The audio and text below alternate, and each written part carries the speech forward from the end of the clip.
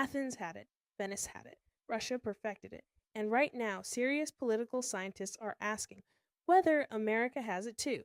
It's called oligarchy. I rule by the few. And it is older and closer than most people want to admit. Today, we're pulling 2,500 years of receipts.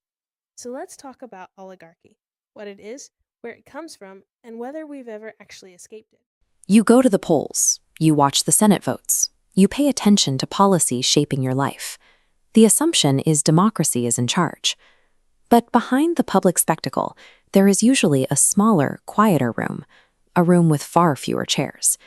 The ancient Greeks had a name for this. They called it an oligarchy. Oligoi means the few, and archane means to rule.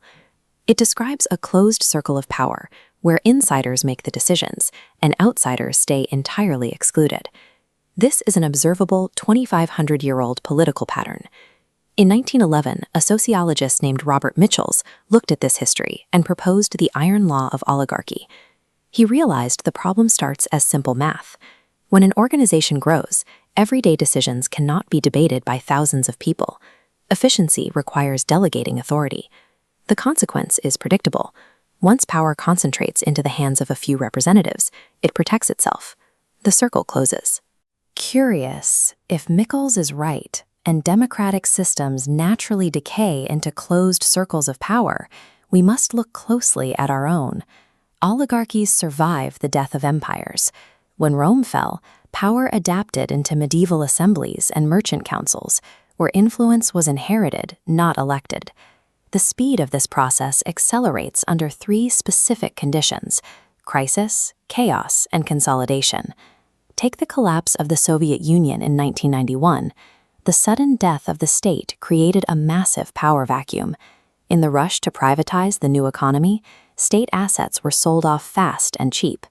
A small group of insiders acquired those industries overnight, turning economic ownership directly into lasting political leverage. Sudden systemic chaos acts as the perfect cover for a few opportunists to secure a permanent grip on the country. Look at the United States. In 2010, the Supreme Court's Citizens United decision removed limits on campaign donations, dismantling a major guardrail against concentrated influence. 5 years later, former President Jimmy Carter assessed the landscape and concluded the U.S. was an oligarchy with unlimited political bribery.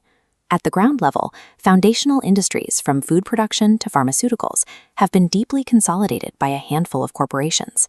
This chart tracks media ownership, showing over half the largest media companies are billionaire-owned. In technology, 8 of the top 10 AI companies are billionaire-run, and this pie chart illustrates 3 corporations command nearly 90% of the generative AI market. These numbers bypass partisan debate. They are mathematical facts demonstrating Michels' iron law functioning exactly as designed in America. If the math dictates that organizations decay into oligarchies, we need to know if the process can be broken. The historical record shows it can. In 493 BC, the heavily oligarchic state of Athens saw a middle-class archon named Themistocles temporarily fracture the elite consensus. He dramatically expanded the Athenian navy. Because the lower classes rode the ships, their new military utility forced the wealthy elite to share political power. Aggressive legal intervention achieved similar results. During the American Gilded Age, the government used antitrust laws to deliberately break up the massive wealth hoards of industrialists like John D. Rockefeller. The closed circle collapses only when the excluded majority organizes to force a shift in leverage, using either physical muscle or strict legal structures. Democracy is not a finished product you inherit. It is a constant, active disruption of the iron law. The closed room quietly returns the moment wealth concentrates, institutional rules weaken, and the public stops paying attention. Defeating an oligarchy means understanding that human systems naturally want to consolidate power and actively refusing to let them. The quiet room with fewer chairs will always be the default. It is entirely up to the excluded majority to keep kicking the door open.